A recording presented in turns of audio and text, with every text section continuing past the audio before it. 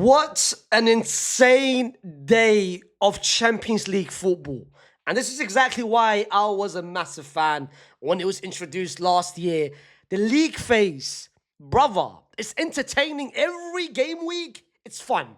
Every game week, there's drama. Every game week, we're seeing something. And today, we've seen goals galore, goals galore, goals galore. Look at every single one of those games. This format is incredible. But we'll talk about three games specifically. Three games specifically. Olympiacos, Real Madrid, Liverpool against PSV, and I've got them twice, and Arsenal against Bayern Munich. I haven't watched one of them. I watched both games. So we did a dual watch along where we were watching both games. The only games that I didn't watch is this one, but this one you already know why I want to talk about it. But I'll leave that to the end. Let's start with the one game, which is Arsenal Bayern Munich, which is, of course, the biggest game on paper. The two of the biggest teams in the world, the most informed teams. You've got the best defensive side against the best attacking side.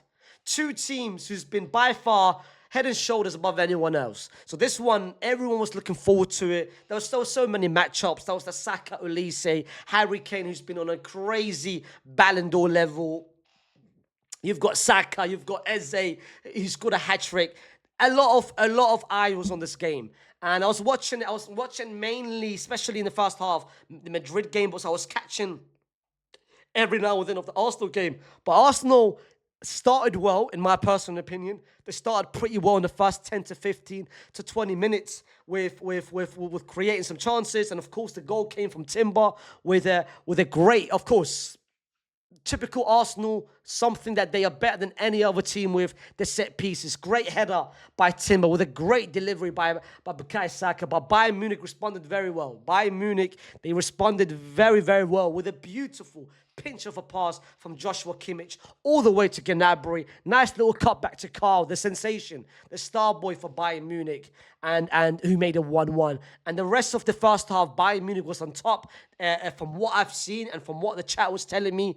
And every time I was glancing on that game, I saw them. But the second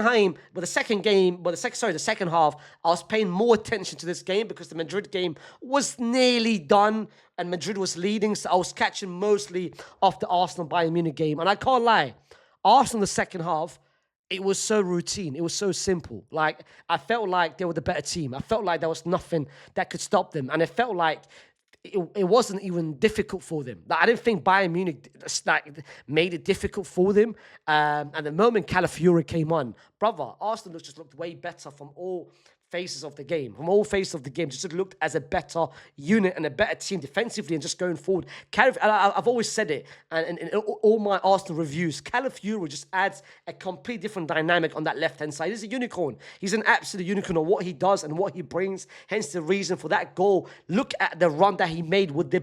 What a cross to Nani. And Nani scores his first goal, and literally a couple minutes after that, Neuer thinks it's 2014. Neuer's still in his head. Neuer in his head thinks that he's still living in his prime years when he was the best goalkeeper by far in the world and he finished in the Ballon d'Or podium. He thinks he's in that sweeper years. My brother, put it in the bag, fam. Put it in the bag. Those days are over, bro. Those days are behind you. Martinelli wasn't even aiming to go past him, but one touch took him away, which Neuer wasn't even expecting. And Martinelli, open goal in front of him, makes a 3-1. At that moment, the game was completely over. But Arsenal, the second half, just looked way better than Bayern Munich and proved, not just to Bayern Munich, to the whole world, to everyone watching, that Arsenal right now are the best team in the world.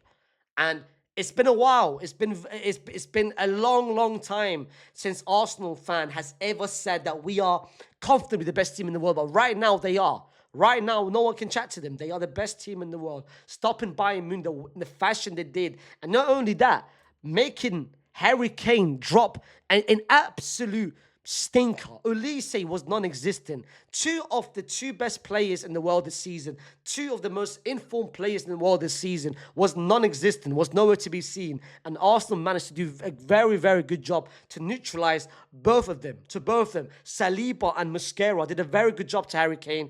Declan Rice was all over Ulisse. One man right here responsible for that second goal. Listen, Upamecano, I'm not going to drop on that little... that lazy argument of you being a bad defender, people going back all the way years. I think you've improved massively. And for the past 12 to 18 months, you've been very good. You've been one of the best centre-backs in the world. But why is it? This is your problem. This is why people have that perception about you. And these are the kind of games that brings the perception. Most people don't watch every game. People don't watch every single Bayern Munich game or most Bayern Munich game. They only watch Bayern Munich in these massive, massive top games. And the problem with Upamecano, in these top games, prime time, where everyone is watching, he drops stinkers. And that's what makes people think, oh, this guy's overrated, Upamecano, and shit like that. You bring it to yourself, Ak. He is basically the complete opposite of someone like Martinez. Martinez, fam. Goalkeeper for Argentina. He is literally Martinez, where Martinez, in the biggest game, he shows up. And that's what people think's the best goalkeeper in the world and this and that. But this Dunny, wallahi al-azim, bro. Then, Arsenal, by the way, honestly, this game proved to me why they are the best team in the world. Declan Rice, for me, deserves a massive, massive shout-out for the performance that he dropped. Exceptional performance. And this is most of what I watched. I'll rewatch the game. And tomorrow, of course, on my second channel, I do my review. I do my usual, what the main takeaways of each game week. Then we talk about Real Madrid Olympiacos. And my goodness gracious, this game, the first 20 minutes of the game, bro, I was nervous, bro. I was scared. We conceded early on, and it looked bad. At one point, it could have been 2-0 Olympiacos. And I was saying, you know what? It's back to normal. Back to usual, back to those 4 games where we can't do anything, and it was just bad to watch. The lineup was weird. The lineup was very, very weird. But then after the 20th minute, and between 20 to the end of the half, we played some of our best football that we've ever played this season. Mbappe scores 3 goals in 7 minutes. 3 goals in 7 minutes. And every single goal was very, very well created by Real Madrid. First goal, great pass by Vini in between couple defenders, and Mbappe finishes it beautifully. The second goal, great cross on the right-hand side from Arda Güler, and Mbappe with a header. People say, Mbappe's never inside the box. Mbappe with a header and finishes it. The third goal, beautiful pass by Camavinga with a beautiful pass. Mbappe makes it 3-0. We could have made it 4-1 in the first half where Vini scored, but Mbappe was just a little bit offside. And then in the second half, we continued. We started well, created a couple chances. The goal finally came with Vini, which I'll talk about. Beautiful going past one person, assisting Mbappe, who scored 4 goals. 4 goals. He's now got 9 goals in the Champions League after 5 games. He's able potentially to break Rafinha and Guirasssy's record, where he just needs 5 more goals in 3 games, which is completely possible, the schedule that he has. But Real Madrid made it difficult, as they always do, conceding a goal by Taremi and then conceding a goal by Okabi, and making it very difficult in the last 10 minutes of the game, where it was very stressful. It was very, very stressful watching the ending of the game, because towards the end, we had no centre-back, and our back 4 was 4 full-backs. 1 right back and 3 left backs. We finished the game with 4 fullbacks. Xabi's in-game management just, wallahi al-azim, it annoys me. It really, really, really annoys me. And I'll make a video tomorrow about why I'm starting to get annoyed. I'm starting to get betrayed. I feel betrayed by Xabi Alonso. I feel so betrayed by Xabi Alonso. Like, everything that he's promised me start of the season, it's not happening at all. And today's game, what are you doing? But anyway, I don't want to be negative right now. I'll make that video tomorrow, of course. But as of some of the player performances, Mbappe scores 4 goals, super hat trick. But Vinny and all 4 goals was great finishes, except for the last one was a tap in. His 4th goal was a tap in, but 3 of the goals was great finishes, great movement to be inside the box. One great header, the second one great finish, and the third one great finish as well. But Vinny Jr. What a performance. What a sensational performance from Mr. Vinny Jr. Absolutely. I said it before the game started. Vinny needs 3 things. The moment Vinny gets those 3 things and the moment he gets those 3 things in his head, he becomes unstoppable. He becomes someone that no one can chat to. Number 1, confidence. Number 2, the swagger. Number 3, the arrogance. Once he gets those 3 things, nobody can stop him. Because that whole game was a performance where you can tell that was prime time Vinny. That was a flow state Vinny, where he gets to that state where he doesn't care who's in front of him. He doesn't care if he gets double teamed. He doesn't care who's even playing ahead of him. He just does it in his own. Just the flow state, goes past players, couple assists. He should have had more than 3 assists. He should have had like the one chance they created to Arda Güler, which Arda Güler should have shot, but he decides to pass it to Mbappe. Like he was on like him doing the moment Vin does rainbow flicks is the moment that you know the swagger, the confidence, the arrogance is there. What a performance from Vinny today. Like so good to watch. Then you had Camavinga, who dropped an absolute sensational performance in the midfield as well. So good to watch. Alvaro Carreras was okay. Lunin made some crucial saves. Trent for me was great. I don't know why the rating.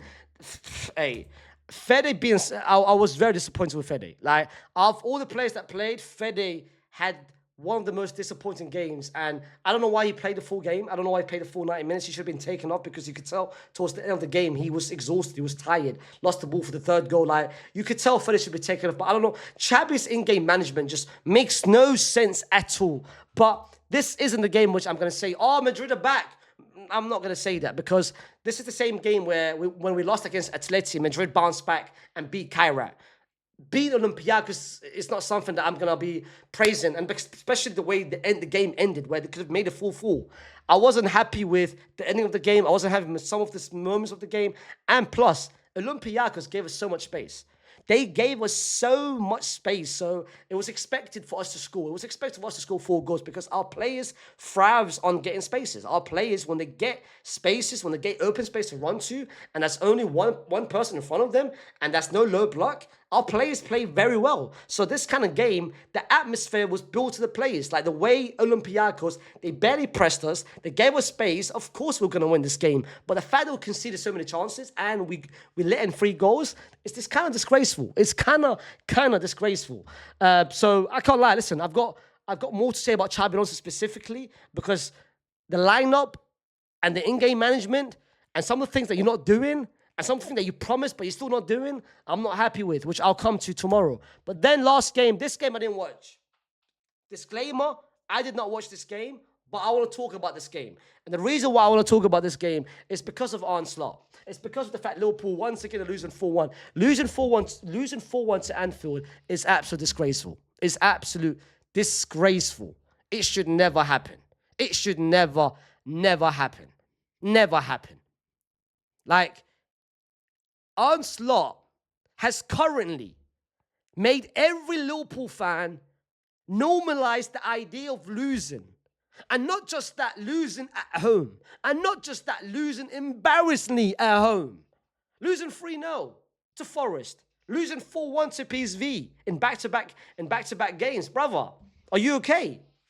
And some Liverpool fans, I've made it very clear, sack him. I made it very clear. He is the reason. Like, the guy can't coach. The guy can't put you guys in a position to be successful. The guy can't put you guys in position. The guy doesn't have a system, doesn't have an identity. He doesn't know what he's doing. Yet some Liverpool fans are saying, whoa, he gave us the Premier League last season. My brother, last season, mostly was that to Jurgen Klopp. It's not like Arne Slot came last season saying, you know what, I'm changing this.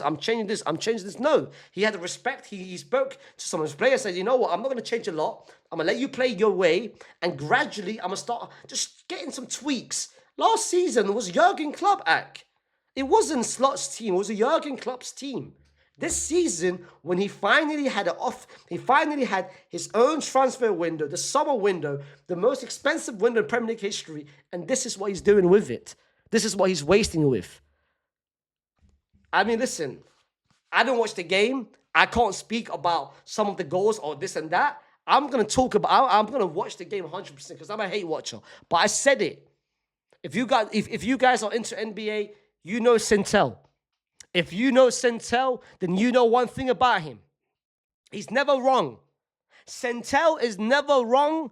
He's just early. And me, I've never been wrong. I'm just early with my takes. I just got the balls to put them on the table and I say it how it is.